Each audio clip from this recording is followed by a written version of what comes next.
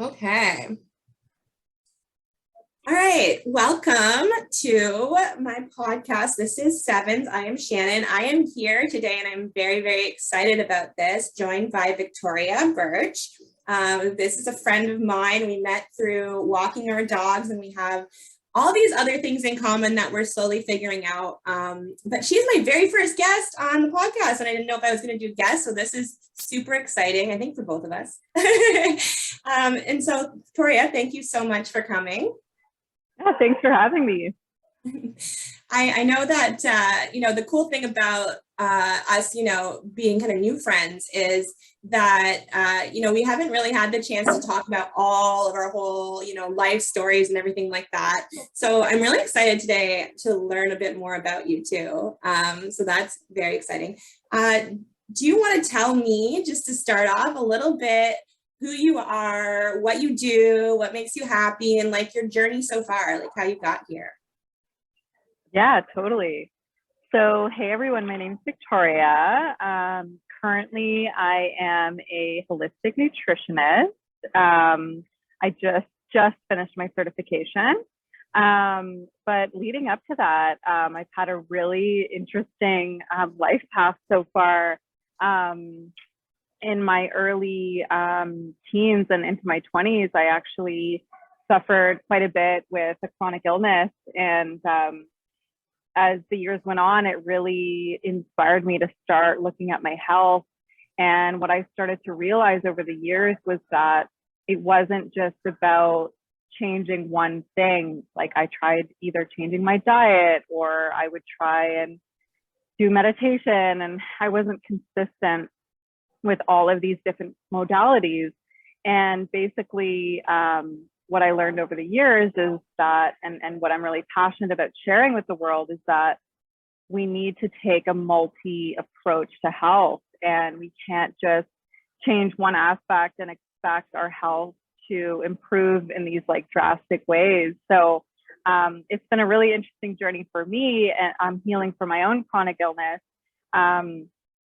because I've just been learning so much about, the power of breath work and nutrition. And yeah, so that's kind of my story. Yeah. So would you say, like, do you see yourself, like when you see all the like the memes or whatever, like do you see yourself as being like within an awakening, or do you think you've gone through an awakening in the last little bit? Yeah, so interesting. I actually think that I went through my spiritual awakening in March of 2020. I went through a pretty traumatic event in my life, and it kind of skyrocketed me into this spiritual awakening. And I found meditation and all these like really cool modalities that really started to help me connect to my higher self and to source, God, like whatever. I know everybody sees it in a different way, so I like to use all of them. But now that I've gone through my spiritual awakening, I kind of see life in this like totally different lens, and I'm sure you can resonate with that. Absolutely. Right? Yeah, I'm always saying that to people. It's like, it's such a weird thing because you go through all of this and you still have like the same people in your life or the same friends or whatever. And it's like you're looking at the world and seeing like red instead of blue all of a sudden, and they still see it as blue. And you're like, you're just not even trying to explain yourself, just trying to like tell a story, but you're telling it from completely different kind of vibrations. And it's a weird kind of tumultuous place to be, isn't it? Exactly. Yeah. It's so funny that you explain it like that, because it's just that, right? And like another thing that I learned is like just like what it feels like to have like true, unconditionally like loving friends and relationships, like for the first time in my life. And understanding that like even if you're in a friendship with somebody who doesn't have the same views as you, still loving them like completely unconditionally as they are, exactly where they are. And that, everybody's on their own journey. Everybody is learning at their own pace. And just because, we have these views doesn't make anyone better or worse than the other. It's just where we're at in our own journeys. And yeah, I think it's a really beautiful thing. It is such a beautiful thing. And it makes me think about too, because I mean, this is something that I've definitely gone through. I think, I've watched a little bit of your wonderful social media and everything. And I think you've gone through a bit of it too. But part of the beautiful part of finding these people that are like more on our vibration, that we find this unconditional love with, is also like accepting that we have to like let some people go that are no longer kind of, we're just no longer seeing eye to eye in that way. It's just not really for either of our best good or best energy at that time. Do you want to speak at all to that? Yeah, you know what? As you were saying that, I had a visual go through my head. I saw this video on Instagram. This guy named Jean-Luc. We should like tag him in this video because Yeah, for sure. but anyway, he posted this video about relationships, and he basically was drawing a stick in the sand, and he was drawing like circles that kind of like ripple out. And he was explaining that, sometimes you meet somebody and they go right to your inner circle. You just vibe, you just click, you're on the same page, you have the same values. And then, maybe they stay there. And then sometimes maybe they float out to the, second outer circle and the third outer circle. And what's beautiful about relationships is, I think that as humans, sometimes like with our egos and stuff, we get in our heads about like, oh, like I'm losing a friend, and like it's such a loss. But it's like, you know what, like there's a really good chance that like you guys are probably either going to come back together. It just all has to do with energy. And my belief is that everything is always happening for us. When we lose a relationship or lose a friend, it's just the universe being like, hey, you know what, you're actually going in this direction and this person's going in this direction, and we just have to pivot you a little bit. But like, don't worry, like you have either more people coming in that are like more like better suited for you, right? So that's like just the beautiful things about relationships. I agree completely. And I think that's something I've been saying over and over lately, is that life is happening for us, not to us. So anything that comes into your awareness, like anything, any energy, if it's a fear, whatever it is just trying to help you along that path in whatever way, whether it's making you aware of something. Like fears, get a big bad rap, but they make us aware of things that maybe otherwise would skirt past us, or that we wouldn't, have to sit with and deal with. And I think like that fear of losing people is a huge fear that people have. And especially like early on in the awakening, like, I don't know if you felt like this as well, but that feeling of like my whole mindset is changing. Like, people are going to think I'm crazy. Like, people I know are not going to think that I know what I'm talking about anymore. And they're going to worry about me, all of that kind of stuff. And I think as you continue on, you realize, just like you said, that these things are all happening for the best for both people. And, even if what we're saying to someone might sound crazy to them in that moment, and they go back to whoever it is and be like, I have no clue, what Shannon was telling me today. Like, there might be a time down the road where, they have an aha moment, or something else is going on in their life, and they think back to that moment and they go, oh, I get it now. It makes sense now. And then, maybe you find each other again because you think, I'm going to go ask her about that thing that I didn't understand at the time. And so I love how you say it like that, because some people we are, maybe meant to not see again in our life, and that's fine too. And we had our interaction. I always forget what the saying is. It's like, some people are here for a good time, a long time, or a specific time or something. That's definitely not what it is, but it's something like that. But some people are going to go for good, and that's okay, because you had the interaction you're meant to have with each other. But I love that as well, that, sometimes we just, let something you love go. And if it comes back to you, it's meant to be. And sometimes that's going to happen multiple times throughout your life with the same person. You grow apart a little bit and then you come back. But I'm really interested in, I love to hear about like the things that like kind of kickstart our awakenings. And I think a lot of people need to hear, a bit more of the raw and real side of it, in the sense to like know that they're not alone, and they're not alone in what they're going through. You said there was kind of like a trauma to start, and you don't have to go into the details of that, but was that something pretty deep? Was that kind of like a dark night of the soul that like made you kind of, start questioning everything? Yeah, I don't mind sharing. I'm super open. So Essentially what happened was I was in a pretty abusive romantic relationship, and it ended very abusively, both physically and emotionally. And after that day, I had a little bit of a wake up call, because I was like, okay, well, this was a pattern for me, right? I had to actually start looking inward, and I actually discovered for the first time what codependency was all about, you know, and what that meant. And I guess we can start talking about codependency now, because I think it's such a huge topic, and I think a lot of people are like starting to realize, you know, how prevalent this is, and how I think right now, especially during this ascension, a lot of people are stepping out of codependency. A lot of people are realizing that their codependent relationships are just no longer working. They're either, you know, going more to like, you know, toxic type relationships instead of healthy, right? Or people are growing together, right? Instead of them breaking apart, both parties are acknowledging like, this is a codependent relationship. We need to look at this and focus more on ourselves, heal ourselves, so that we can grow together and move forward. And I think that as well is such an interesting revelation that I've learned in the past couple of months, is that codependent relationships have the ability to grow together into a secure relationship. Just because you're codependent, it doesn't mean that you're going to blow up and not be able to maintain a friendship, as long as both people are willing to put in the work and to do the healing.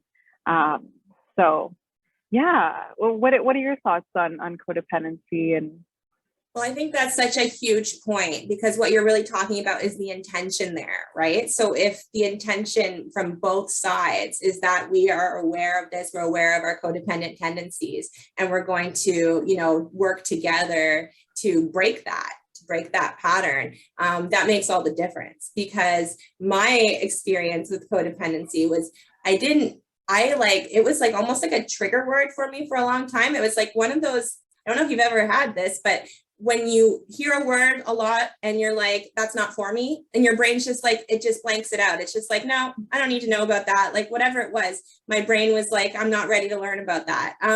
And of course, like most of us, I won't say all, because I always do that. I'm like, no, most of us, you know, have experienced codependency in some degree. I certainly did, in the sense that I was in a trauma bonded relationship with my twin flame for 5 years, and it was extremely codependent. But because of the you know, not physical story, but the mental and emotional abuse and the trauma bonding, when I you know, kind of went through my own awakening, and then found people who understood this kind of thing, and had a lot of conversations, and, you know, had the term trauma bond put on it, I was like, oh, okay, that's what it is. And I just kind of like was like surface level, like, that's what it is. I don't need to like go any further into it. That's what I, you know, experienced. I can find the healing from that. I can, you know, learn about trauma bonds. But I didn't learn about codependency yet at that point. So I was over here, you know, labeling this thing without like going deep enough into it to see how that was affecting my relationships going forward. And so this is a really, really recent thing for me, where I read the book. Well, I say read, I listened to the audiobook, because this is often what I do, because I'm easier with attention span on here. To Codependent No More. Which is a wonderful book. It does bring up like some things that are like Alcoholics, Al-Anon, things like that, but it's really wide, so like it's really a broad look at it. And it was the perfect one. It was recommended to me by a close friend. And it, you know, it doesn't vilify it. It doesn't, you know, make you go, oh, I'm such a horrible person, you know, because I'm codependent. It really puts it in the light that like we all have these codependent tendencies, and just by being aware of them, we can break this. Because you're not, a lot of times when you're being codependent, you're trying to do what you think is the best thing to do in the relationship. In your mind, you're trying to help the other person, or you're trying to, you know, do things for the other person, bring value to the relationship.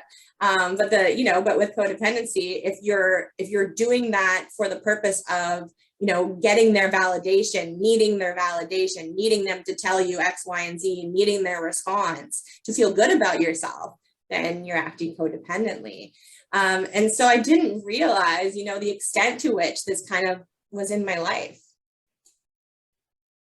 So was it like a situation where you, noticed that as soon as you kind of like had that aha moment, did you notice that in all your relationships? Like, how did that expand for you?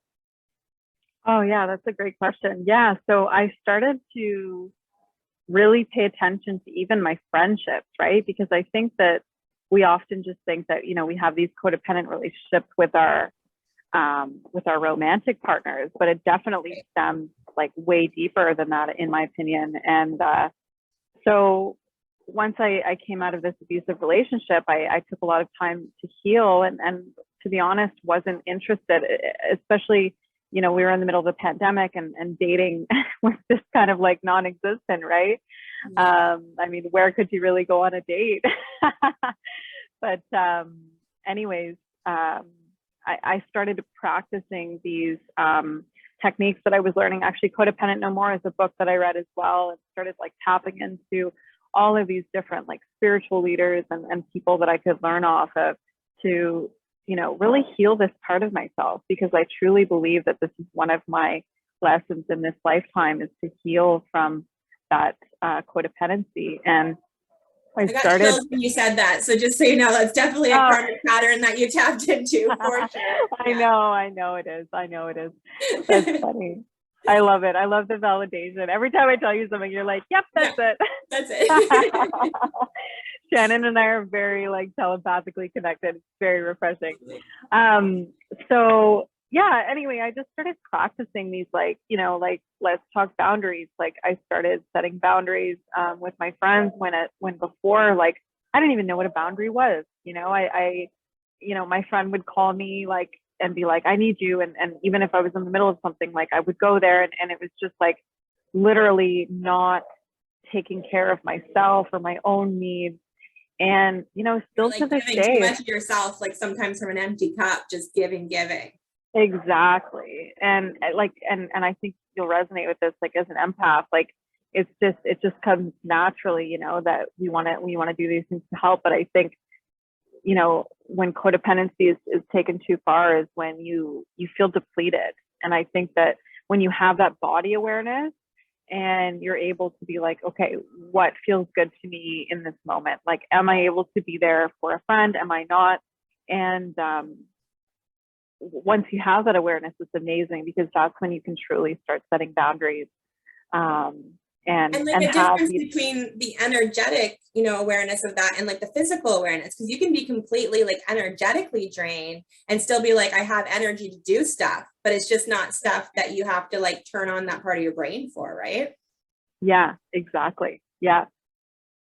That was a huge part for me, because I was like, thinking I had all this energy and I could do all these, I could, just keep going and going for people.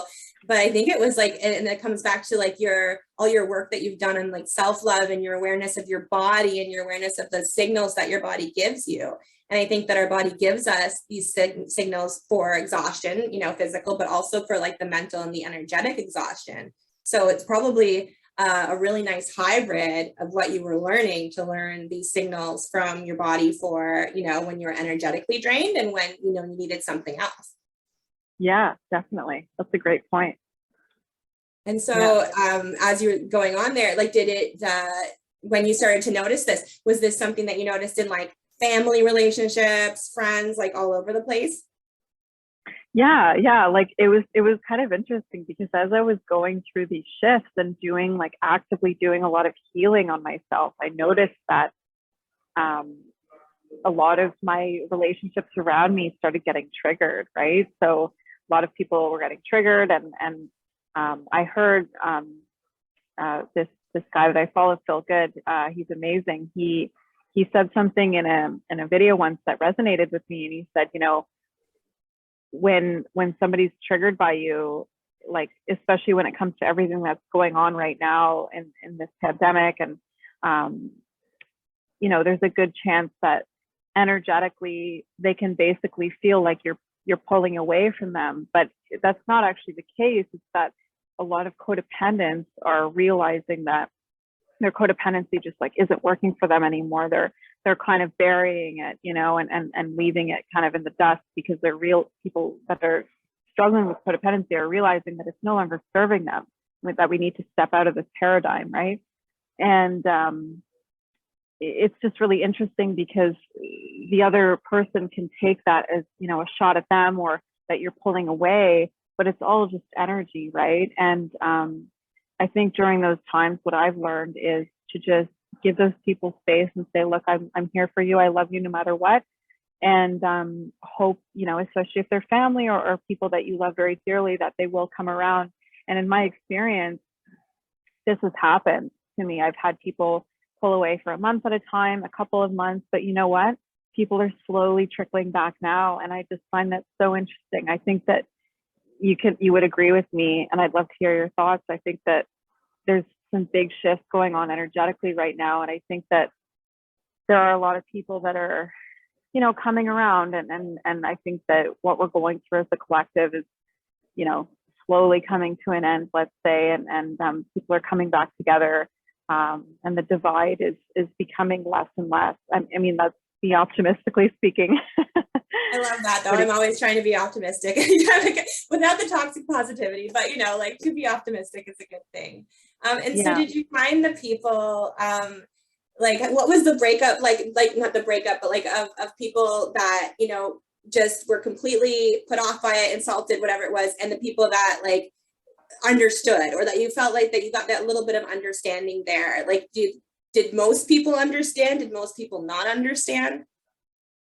I would say it was about 50-50. I think that like it ultimately like depends on, you know, and again, not to say like, yeah, and just like your level of awareness, right? Like if you have a lot of body, you know, awareness, and just like understanding of people are on their own journeys and all of that, and you have more of an open-minded like mindset, I think that those tens of personalities are more likely to say like, I totally respect kind of what you're doing right now, versus those that, you know, I'll say, if you feel out of control in your own life, you're more likely going to try and control other people's lives. And that's just kind of the way it goes, right? And that's when kind of the boundaries come in. And if they're not ready to accept that boundary, that's when things can kind of blow up. But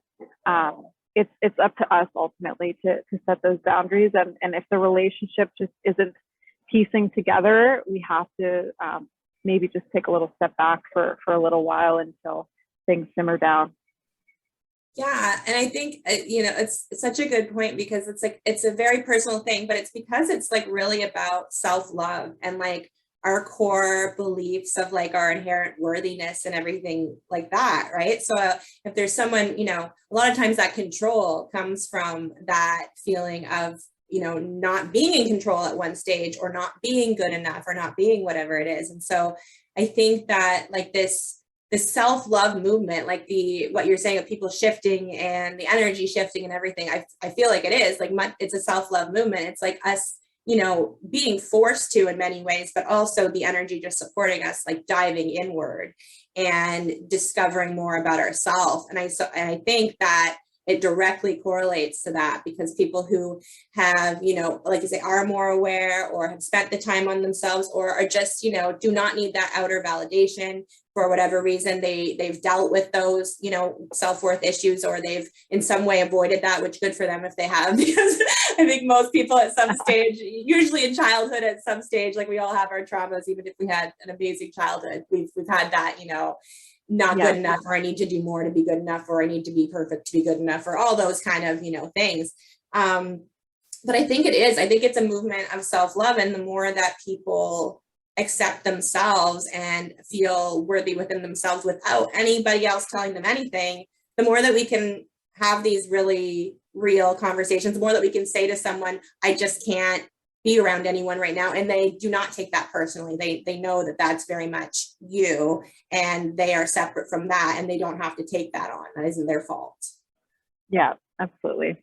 Yeah. I mean, it's a big shift. And I'm starting to see it, more with even like my parents' generation, and things like that, because they very much, that's the one that's got kind of like a bit more of a separation still that I feel right now, because us younger generations, kids are just born awake and they're like just open to anything, of course. And then society has programmed us and all that fun stuff. And now society is changing. So we're not doing that to our kids anymore. We're trying to do it less.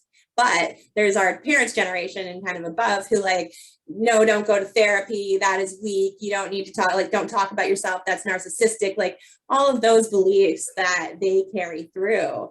And so I'm really starting to see it come out in those relationships. How are your parents with everything? I mean, again, it's personal, so you don't have to go too far into it, but do they support your awakening and your all that like kind of fun woo stuff, or how are they with it? Oh, it's been a really interesting journey. I think like for the most part, both of my parents, like, love me to death. And I, there's definitely been, some speed bumps along the way, because I've definitely, and I know you're going to resonate with what I'm about to say, and probably a lot of your listeners as well, is, we're kind of the black sheep in our family, right? We're the people that kind of defy social norms, and we're kind of going against like what a lot of people, believe to be, against the norm, and against the grain, let's say. However, we're light workers. We're here to help, people do basically what they've been resisting doing probably for multiple lifetimes. I think, that I was listening to a spiritual leader the other day, and he was saying, like we've carried on, our ancestors' traumas, and even there's theories out there. We don't need to go too in depth in this episode, but about epigenetics and how we have the ability to take on like our mother's traumas, let's say. Especially our mothers. Yes, absolutely. Yep. Yeah. And, trapped emotions in the body. That's something I'm exploring right now too, which is just blowing my mind. Just to speak on that a little bit, the other day, I've had a sore shoulder for quite some time. And I'm reading this book called The Emotion Code by Bradley Nelson. Highly recommend it to everybody. And, I was like, you know what, I'm just going to try this on myself. And he says to choose a pain point on your body, because once you release that emotion, you should feel it gone almost immediately. And I've had this for months. So I was like, I'm just going to try this. Oh my God. So it turns out the trapped emotion was heartache, and it had been there for some months, and I released it, gone. Just gone. Like it's just identifying it, right? Yeah. Yep. And I love that, because I mean, that's what, that's kind of what I do. We haven't done any sessions like that, but the healing through that psychological lens of like, we need to just find what this story is, or what this past life trauma is, or what this current life trauma is.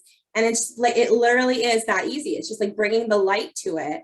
And it's so funny, because it's something that you think, okay, like it's just, then everyone can go do it and whatever. And we can, but you have to, really put the time into sitting there with yourself and being honest and being in that moment and being like, okay, what am I really feeling? Where am I feeling this from? And where did that come from in the first place?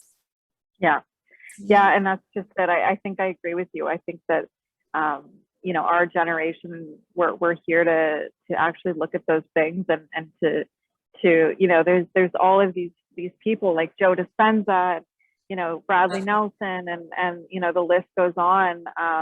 They're just coming out and sharing, what they've taken in, from source, and sharing it with the world. And I think it's wonderful. I think that I remember reading about Joe Dispenza. He got shunned for quite some time because he used to be this like neuroscientist that was all about science. And then he started to realize there was like missing piece, which happened to be like spirituality, right? Which a lot of people still they think it's some kind of like fad, or they think it's like, oh, like Vic's into that. I still have some friends that are like, Vic's into that spiritual stuff, she's into that sage, and it's like, oh, it's like it's not really a fad. No. I love that you brought up Joe Dispenza, because that's what I'm telling again, back to the parents, but like, that's what I'm telling my dad to watch right now, because I think that's the bridge. Like, that's the bridge between people, because science and spirituality really belong in the same realm. They really belong in the same room, having conversations together. Like, of course, it's empirical versus, theoretical, and we do these things, but so much of spirituality is, empirical in that sense now too. We can actually do these experiments, and we can see these theories that people had for a long time played out with our new technology and with whatever, with our watching our brain waves, with all kinds of different stuff, to see that it's real. It's not all woo woo and made up. And Joe Dispenza is such a great example of that, because he breaks it down, like it's Rewired on Gaia or Becoming Supernatural. I know he has other books, but those are the ones that I'm more familiar with. He breaks it down like step by step of what your brain is doing to heal you, to create the placebo effect that is a legitimate way that your body heals itself. And it's just a matter of making those tracks in your brain, connecting the right pathways so that your brain figures out, how to heal yourself. And it's this whole other rabbit hole that we could go down with that. That's super fascinating. But I know we really want to talk about dreams. And when you were talking about the past life stuff and that stuff coming up, that's a huge, kind of segue into dreams for me personally, for like experiences I've had. But I don't know. It's just it's still like kind of the mystery subject, right? Because there's so much psychology behind it, but there's also, it's kind of the next one I kind of see as coming into more of the scientific realm and getting a little bit more, but we still can't, we don't have any type of technology that can sit there and take our dreams and put it on a TV screen and say like, here's our dream. So we have to do that interpretation ourselves. And that's something you're really interested in, right? Yeah, I love that you're bringing this up. I just get so giddy thinking about dreams, because you know what? I've discovered some books lately that I'm slowly getting into, but they're so intricate. The first one is The Interpretation of Dreams by Sigmund Freud, and which I've started listening to on audio. And it's one of those books that's just so intricate. You can't just be cleaning your house or driving. You actually have to sit down and treat it like you're in a lecture, because it is some really, and the other one is I think it's called A Man and His Symbols from Carl Jung. And again, like, I've started exploring these, but I'd love to share with you and your listeners some of the dreams that I've had lately and some of the insights that I've had, because I think that a lot of people, especially just from speaking with some of my friends, I asked them, I said like, hey, do you have dreams? And I just love to hear from people what they take from their dreams. And I think a lot of people just play their dreams off like they're nothing. And my belief is that our dreams are messages from our higher self, from the divine, from different astral realms that are trying to communicate with us. I'm sure there's way more to it, but I'm just giving the condensed Coles notes, right, of my belief around it and just my experience with dreams. Recently, I had a dream that was quite intense. I'm going through lots of health changes right now, and I can feel my body getting more and more stronger by the day, and I'm getting healthier, and I'm just so excited about it, because as you know, I've really struggled with my health for many years. So you worked hard on it. Yeah, that's exciting. Yeah. And the other night I had a dream that, and again, sometimes like our guides will like show us some really like almost gory and intense dreams just so we remember them. Like, I don't know if that's true or not, but you kind of startle awake and you'll never forget that dream, right? Because it was so intense. But essentially, I was witnessing somebody digging up dead bodies. And of course I wake up and I'm like, oh my God, that was so gory. And it kind of freaks me out. And usually in the morning, I'll wake up and I'll start Googling right away, like, oh, what does that mean? And somebody said to me recently, like, try not to do that, like try to just like tap into your intuition and really just ask like your inner guidance, like, what is this? Because dreams can mean so many different things to so many different people, right? The language of symbolism. So it's like it's not going to be the same for everybody, because everybody uses each symbol for a different thing that means something to them. Like if I had an incident where I spilled coffee all over myself, you know, as a kid, well, coffee is going to mean a different thing to me than someone who's like, oh, I just, you know, can't wait to wake up with my cup of coffee. So yeah, the language of symbolism for sure. Exactly.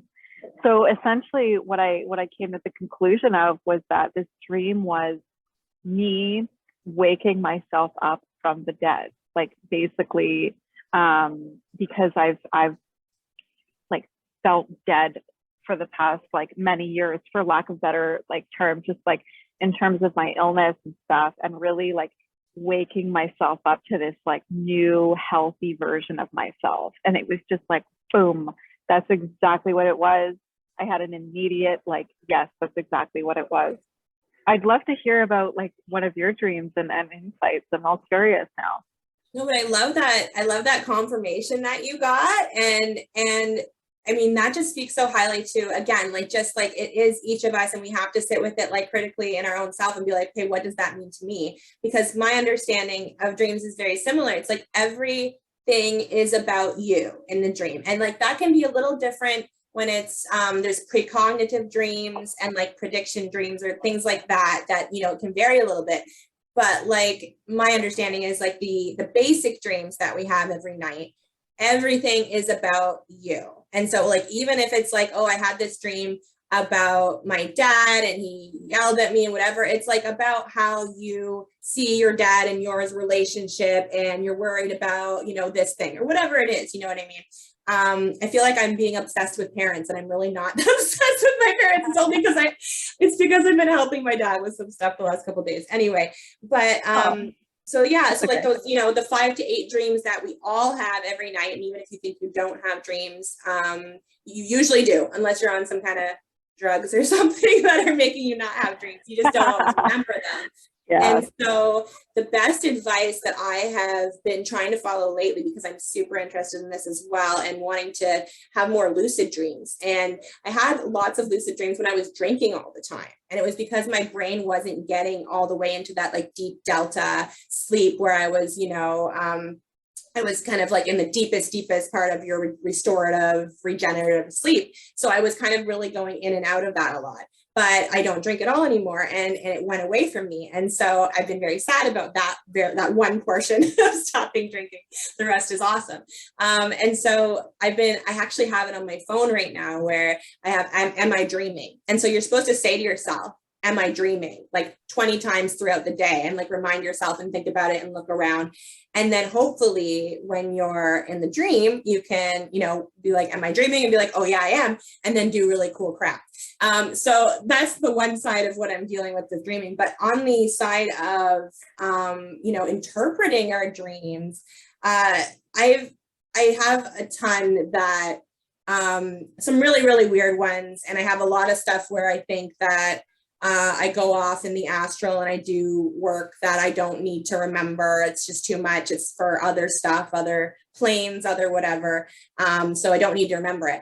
But one of the most profound ones that I wanted to share with you was this dream that I had, I think a couple years ago now, where I was saying goodbye to my daughter. And I knew it was my daughter. It was just, you know, that feeling super, super familiar to me, super, super difficult. Like the emotions that I had in that dream were so intense. I've never felt that way about a person in real life. Like I've never had that level of love for something. Like I love my family. I love my husband. I love my dog. I love my stepson. But like I never had the love, and I don't have my own kids in this life, right? So I haven't done that. And I was getting wrenched away. Like I was the kind of premise of it, and it kind of took place in a very like white space, like just, you know, white everywhere, except for the two of us. And I was having to say goodbye to her, knowing that I would not see her again for a very, very long time. And the understanding that I had coming out of the dream was that I would probably have a baby in this life and it would be the same soul and I would see her again. But that might not be true. It might just be that, you know, I was aware that there are more lives in that, instance of myself. And I was saying goodbye to her as a young girl. Like I was, middle age, like my age kind of ish now. And she was, maybe 8 or, a young child. And it was like the understanding that I was not going to be able to come back to her for whatever reason in that life. And it was very real and it was very visceral. And I have no doubt in my mind that it was a portion of a past life or a simultaneous life that I was living. And they showed me that. And for the longest time, I've been trying to like piece together like why I needed to see that. Why did I need, because I do think that, like you say, like our guides give us messages, we get these things, and it's for something in our life now, for some karmic pattern to play out, for whatever it is, we need to know that information. And so that was kind of before I hit my awakening. And so I've kind of continued to try and piece it together. I had a session with a healer who showed me through like joint meditation, a past life where that basically I was driven off a cliff. It was like a kind of like a witch hunt in that place. It was kind of like a sisterhood, very, very sacred, very whatever. It was infiltrated, and we all had to run. And so I had to leave my daughter and my family and go. And I died after that in that life. So I was chased off a cliff, and I went off of a cliff, and I'm very afraid of heights as well. And so that kind of brought a little bit of the pieces together for me. But I still was like, okay, what does that mean for right now? I'm like, it was sad and it was awful. And I was like, am I gonna, and then just last week, I did some mushrooms, and I was convinced in that time that I was pregnant. And I was expecting my period. I didn't get it for another couple of days after that. But in that moment, like my stomach was pregnant. Like I was looking down at myself in the bath, and there was just no question in my mind. I was 100% convinced that I was. To the extent that like I told a couple people, like I told Alex, I told whatever, I was like, I think I'm actually pregnant. And it was like, whoa. And it was to bring me to the point of being open to receiving that again, because I was so traumatized by this past life that in this life currently, I had told myself like I'm not having kids, and I just didn't know why that was. For the longest time, I just thought like I'm just too selfish, like I just don't want kids, I just want to be able to do my own thing. And this trip was to show me that, there was a lot of me that would really enjoy having a child. And to put me in that moment when I, was pregnant, was to show me like how much I would adore that feeling and how much I would look forward to that baby and that soul and everything. And to remind me of that, because otherwise I was so traumatized by this past life that it just wouldn't have ever been something I would have considered. Wow. So like, wow. So I think, sometimes dreams are just, dreams for the moment and for what's going on a lot of times like out in your life at that time. But sometimes it's a lot deeper. Like sometimes it's just making you aware of like a deep, deep wound that, you have to dig into or you can dig into to try and heal, this karma. Absolutely. Oh, I would love to share with you. First of all, that's amazing. Like I'm actually so stoked for you that you had that experience. Like as like tumultuous as it sounds, like you got so much insight from it, and like it's incredible. Thank you. This and when you share stories like that, it's just like if you share this with somebody who like thinks for woo woo, it's like, okay, come on, like yeah, you can't make this shit up, Yeah, so you had a bad dream, you had a nightmare. Cool. Yeah. But yeah, I just before we wrap up, I'd love to share a past life experience with you as well, and how how powerful it was for me, and understanding that in my own life. So I often I have a shaman that I see very often, every other month, and she's helped me really uncover a lot about my spirituality, and she was the first person that helped me connect to my guides. And when I finally ended from my previous partner, who was very, abusive, I was having a really, really hard time letting go of that relationship.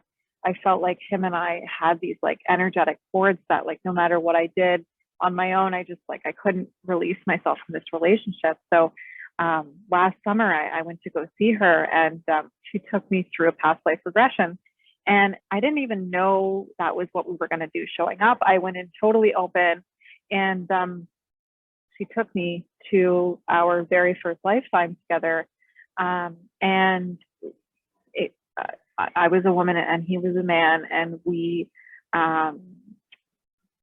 were in a very tumultuous marriage, and we had a child in that lifetime. And it was kind of like medieval times, like it was probably like, I would put us in like, the 1900s, maybe even like late 1800s.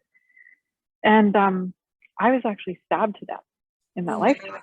And I had this like immediate download, and I know this is a podcast, so your viewers can't see this, and I won't show because I'm in a public place right now. But under my left breast, I have a birthmark, and it was told to me that typically birthmarks carry through lifetimes, and I found out that this birthmark under my breast is a stab wound. Wow! And chills again. Yeah. So when I found that out, I was just like, okay, I'm a believer, right? Anyway, so basically during this session, my shaman, she helped me release, this trauma, basically, because him and I have spent many, many lifetimes, basically, and this is actually the lifetime that I'm breaking that pattern, right? Because his and my soul, and I've asked my inner guidance, and we're twin flames. I know a lot of people will say like, oh, some people don't believe in it or whatever, but well, if it's true to you, it's true. So that's you're right. Yeah. That's right. I'm questioning myself. Exactly. It's funny. I listen to Jessa Reed, and I notice she does the same thing, right? Because she has a lot of like atheists that listen, and she's like constantly quiet. Anyway, but that's our guidance system. We have to kind of do that questioning, but then come back to the like, nope, I trust myself. That just like cements that pathway more for you, so you believe yourself. Yeah. So anyway, so basically I was able to release that from my past life. And honestly, from that day on, basically I completely released it. And I feel like kind of like a new human. Like, it's hard to explain. It felt like for my entire life, I had this like burden on me, and meeting him kind of like spiraled me into this like new version of myself. And now that I'm like stepping into this new version of myself and stepping out of that codependency, it's a beautiful thing. And I'm just so grateful that I went through it, despite it being, as crazy as it was. I would not have gone through the growth that I've gone through. And actually, I want to share this quote. I was listening to Eckhart Tolle the other day, and he was saying like, and I'm going to butcher this, but it was something along the lines of like, without, he talked about when we go to a movie, and, he's like, if everything in the movie goes perfectly and everything's like rainbows and butterflies, like people would like fall asleep or get up and leave. It's like, we need to have these moments of like treachery and like challenges, or like, what's life even about, and how do we grow? How do we up level without those challenges in our lives? Yes, absolutely. I couldn't agree with that more. I love Eckhart Tolle too, but just, yes, without suffering, what is the experience? And it sounds awful, because if you're going through suffering, if you're in the midst of suffering, for someone to sit here and be like, I'm happy about my suffering, I would not take back all my suffering. In fact, it's some of the best things that have ever happened to me. Like that's the truth. It's like outside of this earth realm, if you look at it that way. If everything is just sunshine and rainbows all the time, well, guess why we come back here? We do incarnations over and over again, because you're like, okay, I reviewed my whole lifetime. I looked at everything. It's great.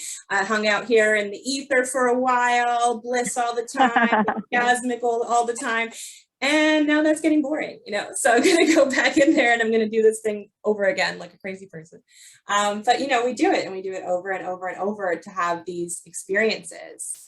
And I love that your twin flame, you know, tumbled you into that, because that's a lot of times what our twin flames are there for, is to, you know, spiral us completely to this place where we go, okay, this isn't it. So let me find out what it is. And then, you know, that whole journey coming back from there, finding yourself again, self-love and everything. And you're just beginning with it. Yeah. Yeah. And I think also, just like a last point, like I think we need to also remind ourselves that when we are going through these really tumultuous times, that they are temporary. And I think that often we forget that going through these really hard times, that they're going to last forever, that, you know, they feel like they're just never ending. But the truth is like corny to say, but there is always light at the end of the tunnel. Like, you know, like going through these hard times, like it's literally just our guides, like pushing things out of the way. Like that's how I see it now, like energetically. It's just like, sorry, we're gonna have to like make headway here, because like amazing things are coming, and you're gonna have to like get these things are gonna need to move out of the way for you to get there. And then when you're actually there, you're like, that makes a lot of sense. Exactly. I love that. That's a perfect place to leave it. Thank you so much for this wonderful conversation. I don't want to go without telling people where to find you. You have a wonderful Instagram, or a couple, whatever you want to share. Where can people find you? Yeah, sure. So my private Instagram, or personal Instagram, is Vic the Buddha. And exactly how you would think, and it's spelled. And my business page, if you're interested in working with me, I do energy work and nutrition, and soon to be dream interpretation. Yeah. Is Booty Foodie. So Booty Foodie with I think it's an E at the end. Anyway, you'll find me. But thank you so much for having me on. This was such a fun conversation, and hopefully I'll have you on my podcast in the future. Yes, I know you're going to have an amazing podcast, and we're definitely going to do this again for sure. There's so much more to talk about, but thank you so much. Have a great day.